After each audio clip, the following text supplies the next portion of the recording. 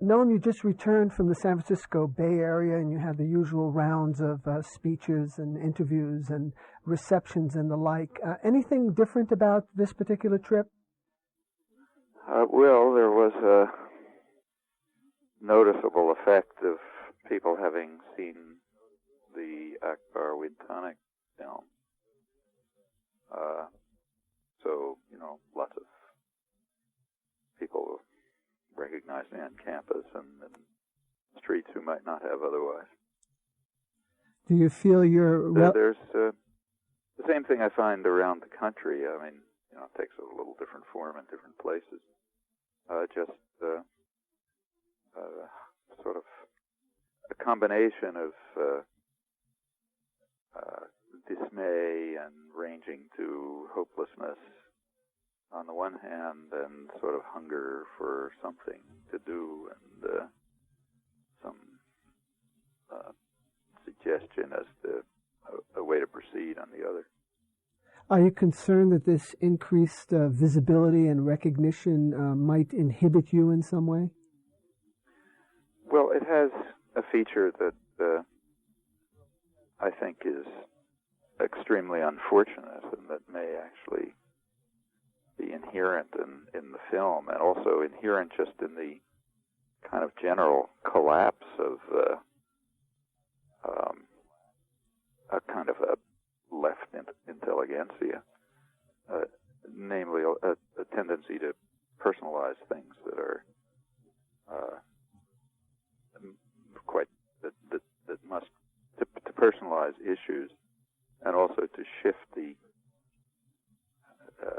to impose a serious misunderstanding of the way things happen, as if they happen because individuals show up and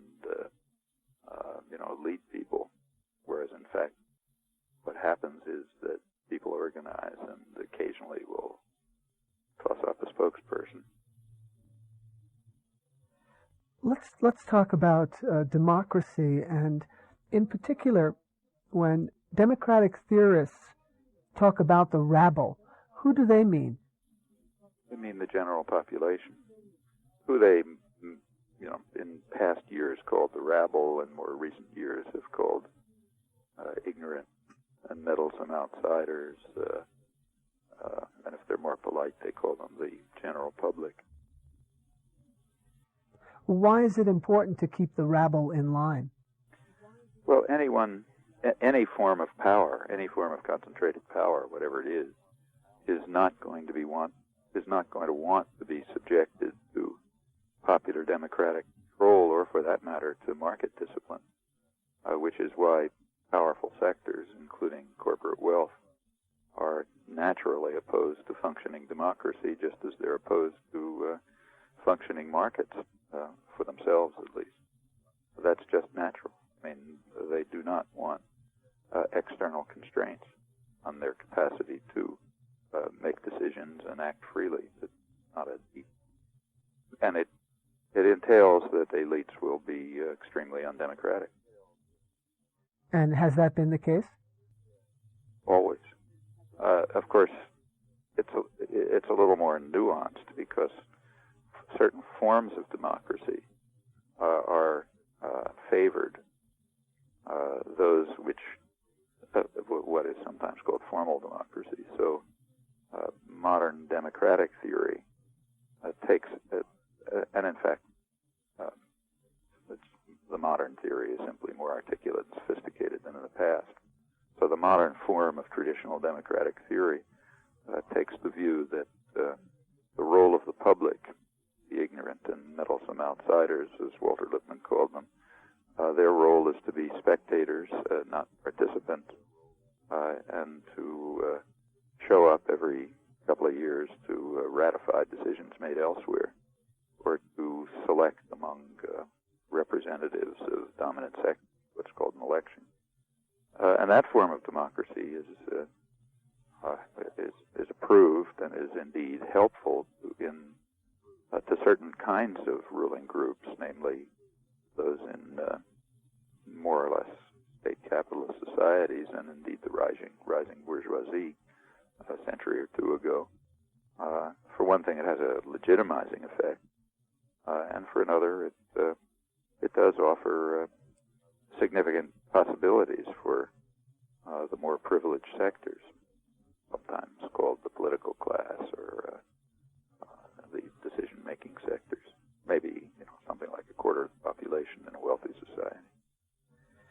In discussions on democracy, you cite a couple of comments from Thomas Jefferson, one that he made in 1816 and another one 10 years later in 1826. Could you talk about those? Yeah, actually it was 1824. I was referring to some, maybe it was 1826. As he near the end of his life, he died, I think, in 1826, and a little before that, Thomas Jefferson had spoken rather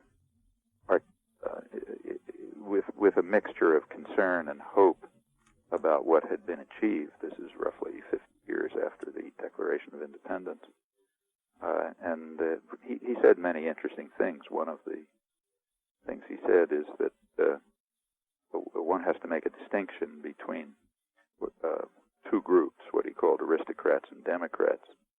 The aristocrats are, in his words, those who fear and distrust the people and wish to draw all powers from them into the hands of the higher classes. And the democrats are those who identify themselves with the people, have confidence in them, cherish and consider them as the most honest and safe, although not the most wise depository of the public interests. So the Democrats say, look, people must be in control whether or not I think that they're going to make the right decisions. And the aristocrats fear and distrust the people and say that the higher classes shall take all powers into their hands. What he called the aristocrats are the modern intelligentsia, whether in their Leninist variety or in their state capitalist democracy, the variety that appears in state capitalist democracies. So those who warn us of the democratic dogmatism that people are the best judges of their own interests and say that they are not, we are. I'm quoting one of the founders of contemporary political science, Harold Laswell, representing a standard view. They are what Jefferson called the aristocrats, and their view is similar, has a close similarity to the Leninist doctrine that the vanguard party of radical intellectuals should take power and lead the stupid masses to a bright future. Those views run across the board in the groups that are considered respectable intellectuals in their own societies. And in fact, they are. This is the victory of Thomas Jefferson's aristocrats, something which he feared and hoped might not happen, but indeed did happen, not entirely in the forms he predicted, but in the general character. Now, these insights, of which Jefferson was one of the earliest articulate spokespersons, just continued through the 19th century. So later on, Bakunin made a similar distinction, predicting that in his case it was a prediction, that the contemporary intellectual classes, then more or less becoming visible as an independent element in the world, would separate into two groups, those that he called the red bureaucracy, who would take power into their own hands and create the most malevolent and vicious tyranny in human history, and those who would conclude that power lies in the private sector and would become the intellectual servants of state and private power in what we now call state capitalist societies, and in his term would beat the people with the people's stick, meaning profess democracy while serving as what were were later called the responsible men, who would make the decisions and do the analysis and keep the bewildered herd in hand. Those are two categories of what Jefferson called aristocrats. Democrats do exist, but they're increasingly marginal. You also cite the 20th century philosopher and educator John Dewey in a kind of link with Jefferson. What did Dewey have to say about this subject? Well, Dewey was one of the last spokespersons of what you might call the Jeffersonian view of democracy. Of course, he's writing a century later, so he's writing. Jefferson himself, some years before the remarks I quoted, warned of the danger that the government would fall into the hands of what he again called an aristocracy of banking institutions and moneyed-in corporations, what we would nowadays call corporations. He warned that would be the end of democracy. Well, that's pretty much what happened in the century that followed. Dewey was writing in the early part of the 20th century, and his view that democracy is not an end in itself, it's a means by which people discover and extend and manifest their fundamental human nature and human rights, which is rooted in freedom and solidarity and a choice of both work and other forms of participation in a social order and in individual and free individual existence. Democracy produces people, he said. That's the major function of a democratic society, real people. And he found that he recognized that democracy in that sense was a very withered plant. He described politics as, in his words, the shadow cast on society by big business, namely by Jefferson's banking institutions and moneyed-in corporations, of course vastly more powerful by this time. And he felt that fact made reform very limited, if not impossible. He said, here's his words, as long as politics is the shadow cast on society by big business, the attenuation of the shadow will not change the substance. So reform may be of some use, but it's not going to bring democracy and freedom, which is, these are undermined by the very institutions of private power, which of course he recognized, as did Jefferson and other classical liberals, are absolutist institutions. They're unaccountable, they're basically totalitarian in their internal structure and very powerful, far beyond anything that Dewey dreamed, for that matter. And he also spelled out exactly what that was. He made it quite clear that as long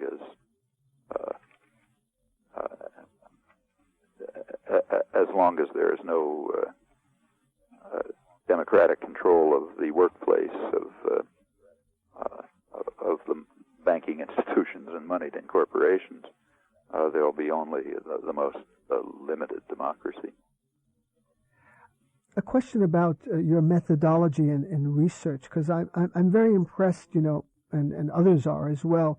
You're able to retrieve and resurrect this kind of information, very valuable material, for example, on Jefferson and Bakunin and Dewey, Adam Smith, that great St. Augustine story on pirates and emperors. When did you read St. Augustine, for example? The St. Augustine story was actually brought to my attention by a friend, by Israel Shahak, who... the Israeli dissident. Yeah, right. He actually mentioned that to me, and it was a nice story, yeah. So, do you sort of file these away, or you read a quote like John Jay, those that own the country ought to govern it? Yeah, that I just read somewhere. Yeah, it's a very impressive service. This literature is all accessible. I mean, Thomas Jefferson and John Dewey, for example, are, it's hard to think of more leading figures in American history. All of these things are as American as apple pie. They're just straight. They sound today, when you read John Dewey today, or Thomas Jefferson, it sounds like some crazed Marxist lunatic or something like that. But that just shows how much intellectual life has deteriorated. This is straight. These are straight developments from the classical liberal period. In many ways, they receive their earliest and often most powerful formulation in people like Wilhelm von Humboldt, somebody who I've been greatly interested in, as you know, and who inspired John Stuart Mill and was one of the early 18th century founders of the classical liberal tradition. And he, like Adam Smith and other basically pre-capitalist classical liberals, felt that at the root of human nature is the need for free creative work under one's own control. And that must be at the basis of any decent society. Those ideas run straight through to Dewey. They account for and they're, of course, deeply anti-capitalist in character. Now, in the 18th century, Adam Smith didn't speak of himself as anti-capitalist because this is pre-capitalist. But you can see exactly where it's leading. It's leading to the left libertarian critique of capitalism, which in my view grows straight out of classical liberalism and takes various forms. It takes the Deweyan form of a sort of workers' control version of democratic socialism. It takes the left Marxist form of people like Anton Pannekoek and Rosa Luxemburg, and it feeds directly into the libertarian, socialist, anarchist tradition. All of this has been grossly perverted or forgotten in modern intellectual life, but I think that those traditions are rich and internally fairly consistent, and I even think they can be traced back to earlier origins in the 17th century rationalism. Yeah, but let's say take Adam Smith, for example. He, of course, is the icon celebrated by the corporate community as sort of the godfather of market democracy and the like. But your research reveals some very startling information about Adam Smith. Well, it's not really startling. I mean, it's well known in Smith scholarship. So the fact that Adam Smith, for example, assumed, he even thought he had given an argument to show that a properly functioning market will tend towards equality, and that the perfect system will be one of very extreme equality, very, very extensive and pervasive equality. The closer you reach equality, the closer you reach a perfect society. He also argued that only under those conditions would a market function efficiently. And this is right there, He was very critical of what he called joint stock companies, what we would call corporations, which existed in quite a different form in his day. But he had a good deal of skepticism about them because of the separation of managerial control from direct participation, and also because they might, he feared then, turn into, in effect, immortal persons, which indeed happened in the 19th century, long after his death. It happened not through parliamentary decisions. Nobody voted on it in Congress. This was a significant change in American society and elsewhere in the world as well, through judicial decisions. Judges, corporate lawyers, and others simply crafted a new society in which immortal persons, namely corporations,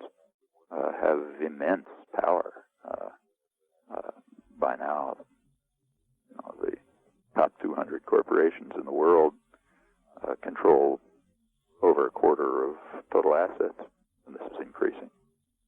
Just this morning, Forbes magazine came out with its annual listing of the top American corporations and their assets and so on, their behavior and their welfare, and found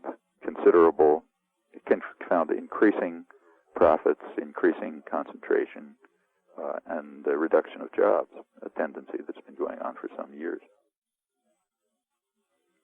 Yeah. You suggest as a method to further democracy that people should be, quote, seeking out authoritarian structures and challenging them, eliminating any form of absolute power and hierarchic power. How would that, for example, work in a family structure? Well, in any structure, including a family structure, there are various forms of authority. Typical family, a patriarchal family, that kind of family structure, may have very rigid authority from the father, usually, setting rules that others adhere to, and in some cases administering even severe punishment if there's a violation of them. And there are other hierarchical relations among siblings, with between the mother and father, and gender relations, and so on. These all have to be questioned. Sometimes I think you can find that authority can, that there's a legitimate claim to authority. Sometimes, that is, the challenge to authority can sometimes be met. But the burden of proof is on the authority. So, for example, some form of control over children is justified. It's fair to prevent a child from putting his or her hand in the oven, let's say, or from running across the street in traffic. And it's even proper to place clear bounds on children. They want them. They want to understand where they are in the world. However, all of these things have to be done with sensitivity and with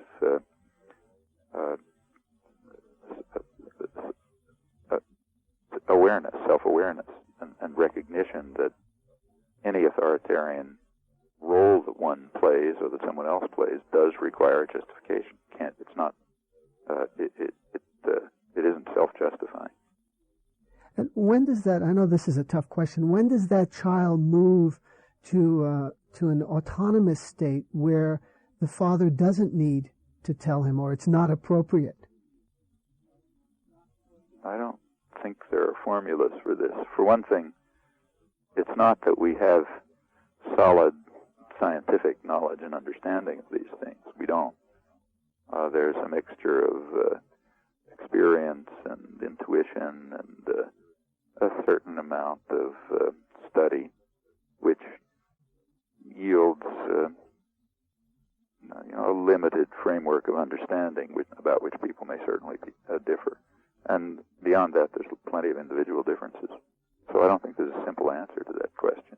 It's something that the growth of autonomy and self-control and expansion of the range of legitimate choices and ability to exercise them, that's growing up. Right. Let's talk about media and democracy. In your view, what are the communications requirements of a democratic society? Well, I would agree with Adam Smith on this. We would like to see a tendency towards equality, and equality doesn't just mean the extremely spare form of equality of opportunity that's considered part of the dominant value system here. It means actual equality in the ability at every stage of one's existence for access to information and choices and decisions and participation on the basis of that information. So a democratic society would be one, a democratic communication system would be one that involves large-scale public participation that reflects, on the one hand, public interests, and on the other hand, real values like truth and integrity and discovery and so on. So, for example, pursuit of science and dissemination of science isn't something that results from parliamentary choices. It does in part because of funding and so on, but it also pursues its own path, and it's pursuing values that are significant in themselves. Bob McChesney, in his recent book, Telecommunications, Mass Media, and Democracy, details the rather contentious debate between 1928 and 1935 for control of radio in the United States. How did that battle for radio play out? That's a very interesting topic, and he's done an important service by bringing it out. It's very pertinent today because we're involved in a very similar battle over the so-called information highway. In the 1920s, the first major means of mass communication came along after the printing press, in effect. That was radio. And it's obvious that radio is a bounded resource. So there was no question in anyone's mind that the government was going to have to regulate it. There's only a fixed bandwidth and so on. The question is, what form would this government regulation take? And there were essentially two choices. It could offer this new technology, this new form of mass communication. It could offer it as, in effect, a public service, meaning that it would be public radio with popular participation and as democratic as the society is. So public radio in the Soviet Union would have been totalitarian, and public radio in, say, Canada or England would be partially democratic, insofar as the societies are democratic, which they are to an extent. Now, that debate was pursued all over the world, at least in the wealthier societies that had choices, and it split. The United States went one way, and the rest of the world, maybe all of it, I can't think of an exception, went the other way. Almost the entire world went in the direction of public radio. The United States chose private radio. Chose is a funny word. The distribution of power in the United States led to commercialization of radio. Not 100%, so you were allowed to have small radio stations, which from, say, a college radio station, which can reach a few blocks or something like that. But in effect, it was handed over to private power. And there was, as McChesney points out, there was a considerable struggle about that. There were church groups and some labor groups and other public interest groups that felt that the United States should go the way the rest of the world was going, and they lost out. This is a very, very much a business-run society that shows itself in many differences between the United States and the rest of the industrial world. Lack of comprehensive health care is another well-known example. And in any event, business power won. Rather strikingly, it won with it also won an ideological victory, claiming that handing radio over to private power was democracy, because of course you have choices in the market. That's a very weird concept of democracy, which means that your power in this democracy depends on the number of dollars you have, and the choices are limited to selection among options that are highly structured by the real concentration of power. So it's a very odd notion of democracy. In fact, the kind of democracy you get in a totalitarian system. But nevertheless, that was considered democracy. It was widely accepted, including by liberals, as the democratic solution. And by the mid and late 1930s, that game was essentially over. Well, it replayed in the world, at least, a bit later, about a decade later, when television came along. In the United States, this wasn't a battle at all. It was just completely commercialized without any conflict. But again, in the rest of the world, maybe the entire rest of the world, it became it moved into the public sector. Again, a big split between the United States and other countries. There was a slight modification of this in the 1960s. For one thing, in other societies too, by then, television and radio were becoming partially commercialized, just as an effect of the same distribution of power, concentration of private power that we find in the United States. So it was chipping away at the public service function of radio and television. In the United States, in the 60s, there was a slight opening to public radio and television. The reasons for this have never been explored in any depth as far as I know, but what it seems to be is that private power, say private television corporations, recognized that it was a nuisance for them to have to satisfy the formal requirements of the Federal Communications Commission, that they devote part of their functioning to public interest purposes. So, CBS and so on would have to have a big office with a lot of employees and bureaucrats who every year would put together a collection of fraudulent claims about how they had met this legislated condition. And that's just a pain in the neck.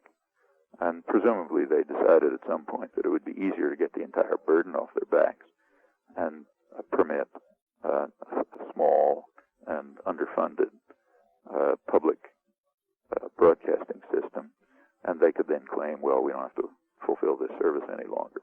And that's what happened, and so you get public radio and public television, small, underfunded, and by now largely corporate funded in any event. Yeah, that's happening more and more. PBS is sometimes called Petroleum Broadcasting Service. Well, that's again a reflection of the interests and power of a highly class-conscious business system, which is always fighting an intense and self-conscious class war. Well, these issues are coming up again. They're coming up again in the decisions that are going to be made about the new communications technology, the internet, the interactive technologies that are being developed, and so on. And again, we're going to find exactly the same conflict going on right now. Lorenzo Milam is one of the pioneers of community radio in the United States, and he had this to say about public broadcasting. Our freedom to be heard has been replaced, and he's talking about radio now, on radio by mindless call-in programs, endless repeats of the car culture by illiterate Bostonians, sorry Noam, and national news programs ground out like commercial sausage. On television, any access by the poor and the dispossessed is replaced by lions eating wildebeests, Lawrence Welk, and hour-long programs dedicated to the wonders of theme parks. Those of us who once hoped that commercial radio and television would live up to their initial hopes now have to be satisfied with the exposure of our most lurid preoccupations on the likes of Oprah, Geraldo, Arsenio, sandwiched between the primetime ritual murder of our children. Well, I don't see any reason why one should have had any long-term hopes for anything different. Commercially run radio is going to have certain purposes, namely the purposes designed and determined by those who own and control it. And their purposes are to have a passive, obedient population, spectators in the political arena, not participants, consumers in the commercial arena, certainly not decision makers and participants, people who are a community which is of people who are atomized and isolated, so they cannot organize to put together their limited resources so as to become an independent and powerful force that will chip away at concentrated power. That's exactly what private business power naturally want. And from that, you can pretty well predict the kind of system that will emerge. Well, Noam, let me ask you this. Does ownership always determine and drive content? Well, in some far-reaching sense it does. That is, if content ever goes beyond the bounds that ownership will tolerate, it will surely move in to limit it. On the other hand, that permits a fair amount of flexibility. So investors don't go down to the television studio and make sure that the local talk show host or newsman is doing what they want. On the other hand, there's other complex mechanisms which make it fairly certain that they will do what the owners want, the owners and investors want. There's a whole long filtering process that enables people to rise through the system into managerial roles, editors, and so on, only if they've internalized the values and demonstrated that they have successfully internalized the values demanded by private power. At that point, they can then describe themselves as quite free. So you'll occasionally find the sort of flaming independent liberal type. I remember columns by Tom Wicker about this, saying, "Look, nobody tells me what to say. I do anything I feel like. This is an absolutely free system." And for him, that's just right. After he had demonstrated to the satisfaction of the bosses that he had internalized their values, he was entirely free to write anything he wanted. Yeah, within the ideological framework, both PBS, the Public Broadcasting Service, and NPR frequently come under attack as being left-wing. Well, this is an interesting sort of critique. The fact is that they are elite institutions, reflecting, by and large, the points of view and interests of wealthy professionals and who are very close to business circles. And those circles happen, including corporation executives, happen to be liberal by certain criteria. That is, if you took a poll among corporation executives, say, on matters like, say, abortion rights, they would, I've never seen this done, but I presume that they would be together with what's called the liberal community. And the same on lots of social issues. They would tend not to be fundamentalist, born-again Christians, for example. They might be tend to be more opposed to the death penalty than the general population. And a whole series of issues. You'll find the wealthy and the privileged, including CEOs of corporations and big investors and so on. You'll find them at the liberal fringe on those issues. And the same will be true on things like civil rights and freedom of speech, I suspect, since those are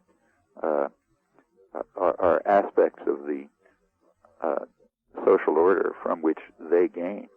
They will tend to support them. If you look at support for the American Civil Liberties Union, for example, I'm sure you'll find plenty of private wealth and corporate power backing it. So from that point of view, elites tend, but by these criteria, by these standards, the powerful elites who basically dominate the country and own it, they tend to be liberal. And that reflects itself in institutions like PBS. You've been on National Public Radio twice in 23 years, and you've been on McNeil-Lehrer once in its almost 20 years. And as you know, Fairness and Accuracy in Reporting, the New York Media Watchdog Group, has done some surveys and reports on program appearances and content and the like. But I'm a bit troubled by this. I think it's a mistake to do this kind of bean counting. What if you were on McNeil-Lehrer 10 times? Would it make a difference? Not a lot. Also, I'm not quite sure of those numbers, incidentally. I don't know where they come from, and my own memory isn't that precise. So, for example, on local PBS stations, in particular towns, I've been on. Right, but I'm talking about the national network. The national one. Yeah. Probably that's something roughly like that is correct. I don't know the exact numbers. It wouldn't make a lot of difference. In fact, in my view, if the managers of the propaganda system were more intelligent, they would allow more leeway to real dissidents and critics, because it still wouldn't make much of a difference, given the overwhelming weight of propaganda on the other side, and the framing and the constant framing of issues, even in the the news stories and in the that huge mass of the media system that is simply devoted to diverting people and making them more stupid and passive.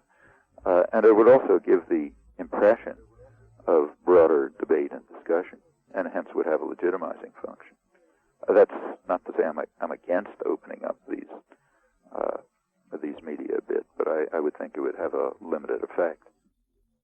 What you need is something that presents every day, in a clear and comprehensive fashion, a different picture of the world, a picture of the world that reflects the concerns and interests of ordinary people, that takes something like that takes the point of view on democracy and participation that you find from people like, say, Jefferson to Dewey and many others. Where that happens, and it has happened even in modern societies, it has effects. So let's say in England, where up until the 1960s you did have mass media, major mass media of this kind, it helped sustain and enliven a working class culture, which had a big effect on British society. In 1990, we did one of our many interviews, and in the course of that, we had a very brief discussion about the role and function of sports in American society, and that was alluded to as well in the documentary Manufacturing Consent. I've probably gotten more comments about your comments about sports than practically anything else. Journalists have contacted me, writers, general public. In fact, part of it was excerpted in Harper's. I don't know if you saw that or not. You really pushed some buttons on this issue of sports. What was that? What's that about? Yeah, in fact, I got some funny reactions. I was on a lot of irate reactions, I should say, as if I was somehow taking people's fun away from them. I have nothing against sports, like to watch a good basketball game and that sort of thing. On the other hand, we have to recognize that there is a role that this mass hysteria about spectator sports plays. It's a significant role. It plays a role in making people more passive, because you're watching. You're not doing it; you're watching somebody do it. Secondly, it plays a role in engendering jingoist and chauvinist attitudes, sometimes to quite an extreme level. I saw something in the newspapers just a day or two ago about how high school teams are now so antagonistic and passionately committed to winning at all costs that they can't even do the sort of civil things like greeting one another, because they're ready to kill one another. So they've had to abandon the standard, you shake hands or before the game or after the game or something like that. Those are the things that sports, that spectator sports and engender, particularly when they're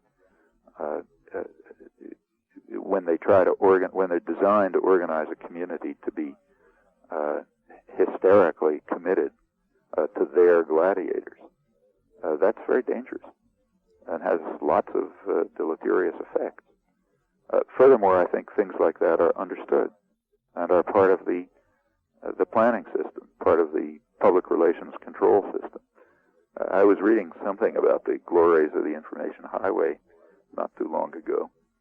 I can't quote it exactly, but I'll paraphrase the general tone. It was talking about, maybe it was in the Wall Street Journal or somewhere, I forgot. It was talking about how wonderful it's going to be and how empowering it's going to be, these new interactive technologies. And two basic examples were given. It said, well, for women, what it's going to offer is highly improved methods of home shopping. So you'll be able to sort of watch the tube, and some model will appear with some commodity, and you're supposed to think, God, I've got to have this, or my children won't go to college, or whatever the reasoning's supposed to be. So you press a button, and they deliver it to your door within a couple hours. That's interactive technology liberating women.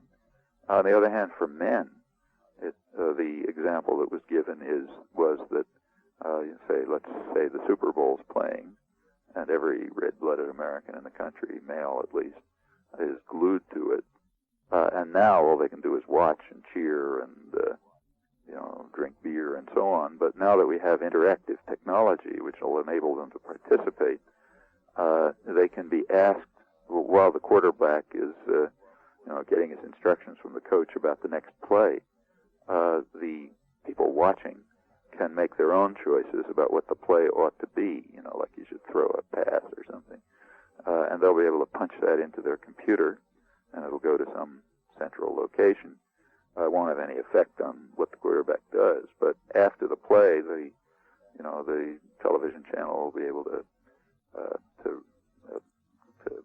put up, the numbers. 63% said he should have thrown a pass, and so on. Okay, that's interactive technology for men. Now you're really participating in the world. Forget about all this business about deciding on what ought to happen for health care or something like that. Now you're doing something really important, deciding what play the quarterback should have shown. Well, that reflects the understanding of the stupefying effect and the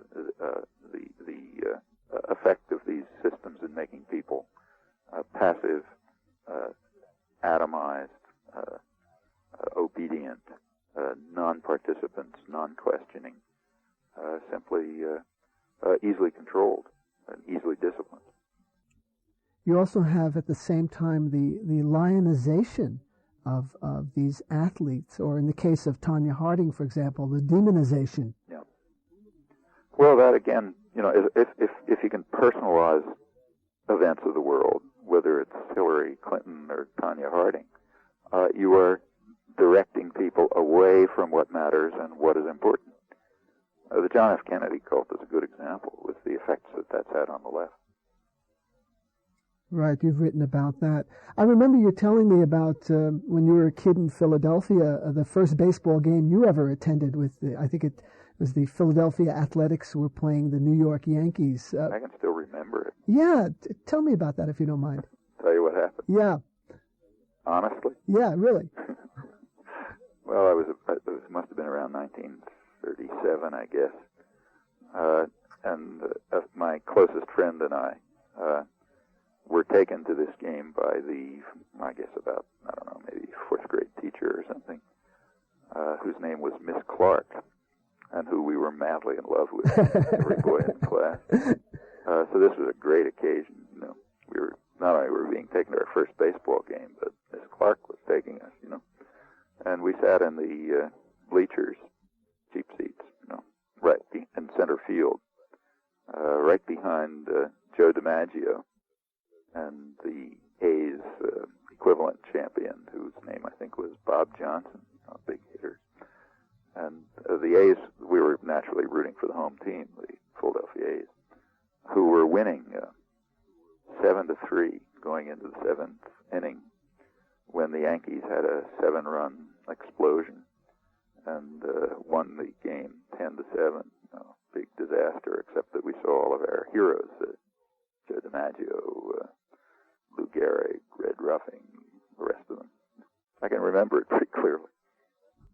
But, it sounds like that sort of set the tone also maybe for some of your work in taking, the A's were always losing in those years, right? Yeah.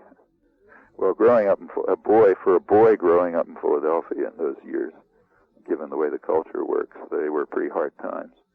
Because not only the A's, but every team in Philadelphia was always losing. So we were an object of considerable mockery when we met our friends and cousins from New York, where they were always winning.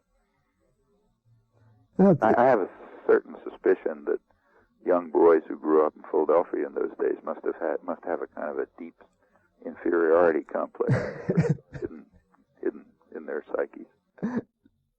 Well, let's jump to a talk you were giving at American University in Washington in December '93, and I was there recording it. I was very struck by a comment you made in response to a question from the audience. A student got up and said, "Isn't it just great? You know, we have all these now computer bulletin boards and the opportunity to be on email and expand our information and awareness, etc., etc." And I was very struck by your response. It was a very humanistic comment. Do you remember what you said? Nope. Well, you were talking about the fact that we need to have more human contact and that there was a danger. Cool. Yeah. Could you talk about that? I think that there are good things about these internet communications, but there are also aspects of them that concern and worry me. These are intuitive responses. I can't prove it, but my feeling is that people are not Martians and are not robots, and that direct human contact and I mean by that face-to-face contact, is an extremely important part of human life and human existence and developing of self-understanding and growth of a healthy personality and so on. You just have a different relationship to somebody when you are looking at them and when you're punching away at a keyboard and some symbols come back. And that extending that form of abstract and remote relationship instead of direct personal contact, I suspect that that's going to have unpleasant effects on what people are like, and it'll diminish people, I think. Let's move on now to another area. Historian Paul Boyer, in his book, When Time Shall Be No More, writes, surveys show that, and I find this absolutely astonishing, surveys show that from 1/3 to 1/2 of the population, he's talking about Americans, believes that the future can be interpreted in biblical prophecies. Have you heard of these things? I haven't seen that particular number, but I've seen plenty of things like it.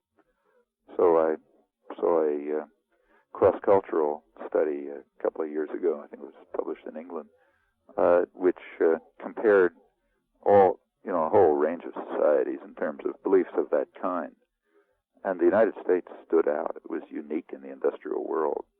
In fact, the measures for the United States were similar to pre-industrial societies. Why is that? Why is that? It's an interesting question, but it's certainly true. It's a very fundamentalist society. It's like Iran in the degree of fanatic religious commitment, and you get extremely strange results.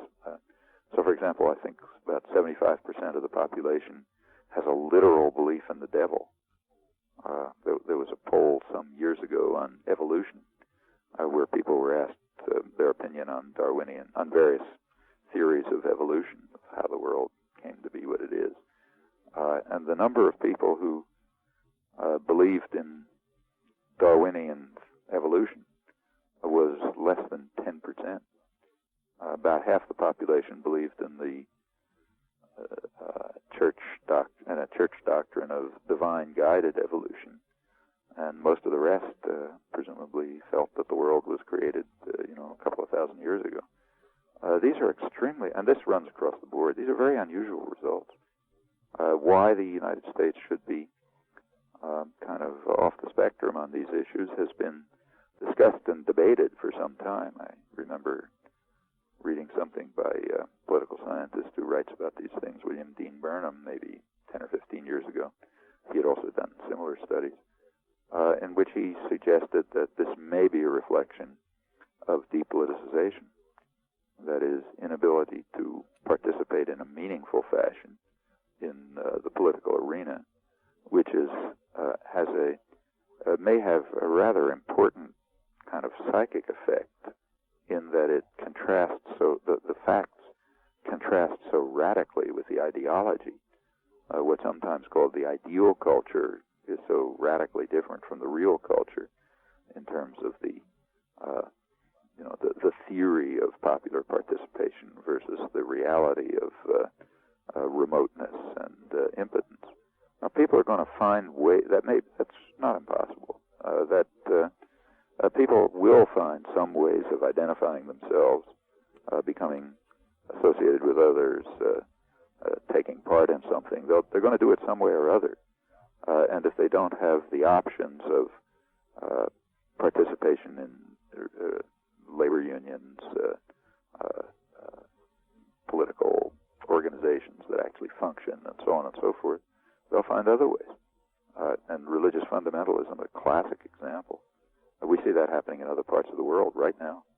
What's called Islamic fundamentalism, and its rise is, to a significant extent, a result of the collapse of secular nationalist alternatives, which were either discredited or internally or destroyed, leaving few other options.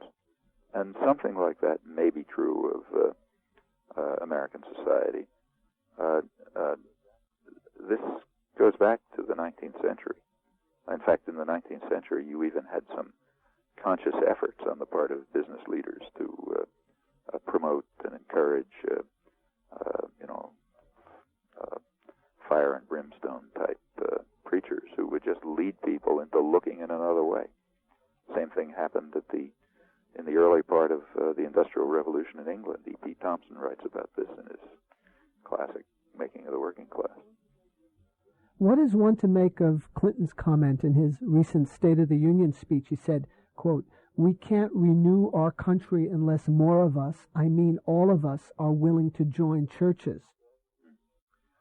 Well, he would, I don't know exactly what's in his mind, but the ideology is very straightforward. If you devote yourself to activities out of the public arena, we folks will be able to run it straight. It's very interesting to see the way this is done in the sort of slick PR productions of the right-wing corporations. So one of the biggest ones, the Bradley Foundation, which is devoted quite extensively to trying to capture the ideological spectrum and shift it very far to the right in the schools and colleges and the general public and so on. That's their mission. Their director, Michael Joyce, recently published an article on this, which I found kind of fascinating. I don't know whether he wrote it or one of his PR guys, but it was very revealing in this respect. It was done in a very slick fashion. It starts off with rhetoric drawn, probably consciously drawn, from the left. So when left liberals or radical activists start reading it, they get a feeling of recognition and sympathy, and I suspect it's directed to them and to young people. So it starts off by talking about how remote the political system is from us, how we're asked just to show up every once in a while and cast our votes and then go home, and this is meaningless. This isn't real participation in the world. And what we need is a functioning and active civil society in which people will really come together and do things and do important things, and not just this business of pushing a button now and then. That's the way it starts. Then you get to sort of page 2, and it says, well, how do we overcome these inadequacies? And the here, strikingly, the inadequacies are not to be overcome by more active participation in the political arena. They're to be overcome by abandoning the political arena and joining the PTA and going to a church and getting a job and going to the store and buying something.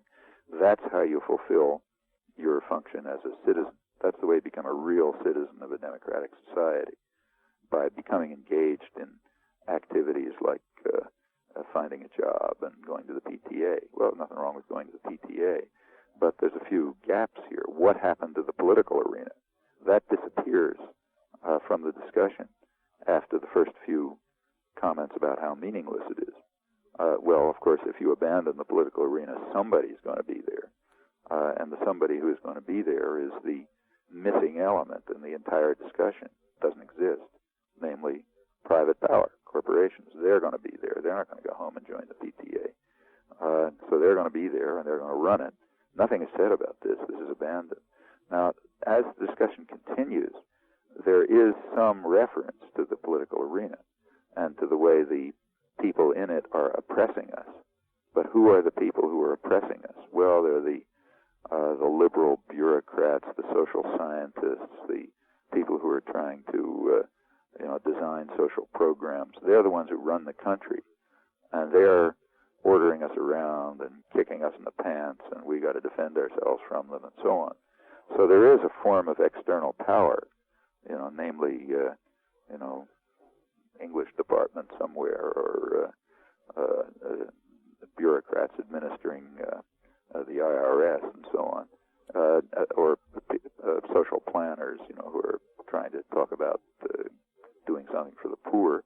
They're the ones who are really running the society. They're that impersonal, remote, unaccountable power that we got to get off our backs as we go to the PTA and look for a job, and in such ways fulfill our obligations as citizens.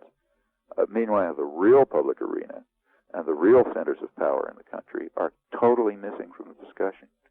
Well, that's this is done not quite, step by step. I'm sort of collapsing it. When you go through it, you see very clever propaganda, well-designed, well-crafted, plenty of thought behind it.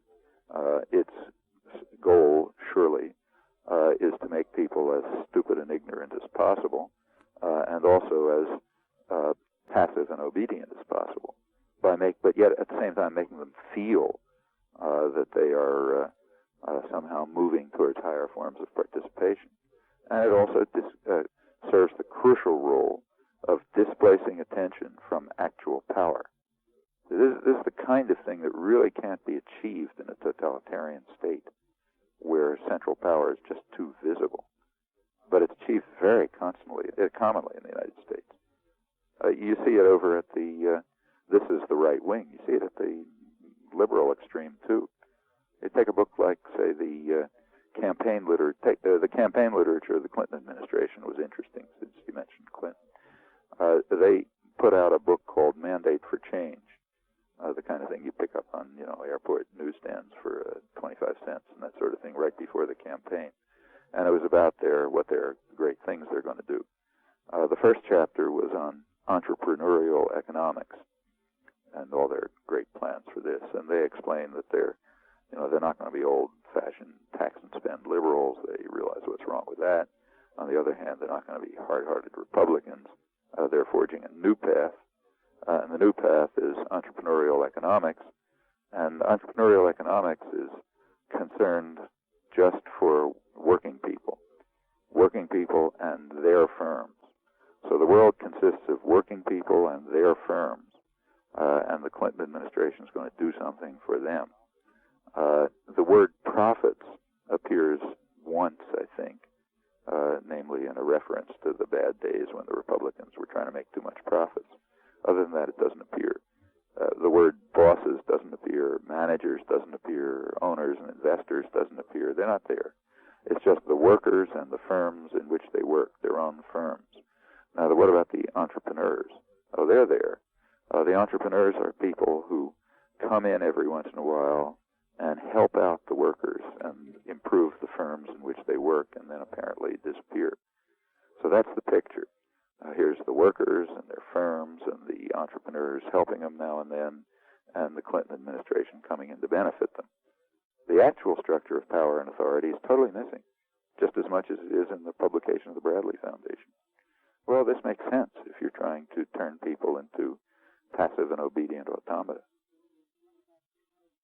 No, we're running out of time. Just, one last sort of sports note, as it were. Things got so bad for the Philadelphia Athletics, they eventually left town. Yeah, so I heard. It's after my day. Yeah. Did you, by any chance, did you happen to see the business pages of yesterday's New York Times? I don't think so. Well, one of the things, I've learned from working with you now is reading Business Week and Fortune and the Wall Street Journal, because that's really what is happening. And sort of to tie this up about, when we were talking about religion and irrational belief and state capitalism, there was an article on MITI, the Ministry of International Trade and Industry in Japan, and there was an absolutely fascinating discussion by a MITI bureaucrat who was trained in the United States, incidentally at the Harvard Business School. And he recounts this little anecdote. Let me just sort of summarize it for you. He says his class at Harvard was studying a failed airline, one of these airlines, maybe Eastern or Pan Am, that went out of business. And it was shown a taped interview with the company's president. And the president noted with pride that through the whole financial crisis and eventual bankruptcy of the airline, he had never asked for government help. And the class, the Japanese man recounts and recalls with astonishment, erupted into applause. Then he says, there's a strong resistance to government intervention in America. I understand that, but I was shocked. There are many stakeholders in companies. What happened to his employees, for example? And then he reflects on what he views as America's blind devotion to a free market ideology. He says, it is something quite close to a religion. You cannot argue about it with most people. You believe it or you don't. It's kind of really interesting. Well, it's interesting in part because of the failure to understand what happens in the United States, which may well be shared by the students in his business class. If that was Eastern Airlines that they were talking about, Frank Lorenzo, the director, was in fact trying to put it out of business. He made a personal profit out of that, but he wanted to break the unions and to move to support his other enterprises, which he ripped off profits from Eastern Airlines for, and to leave the airline industry less unionized and more under corporate control, and to leave himself wealthier, all of which happened.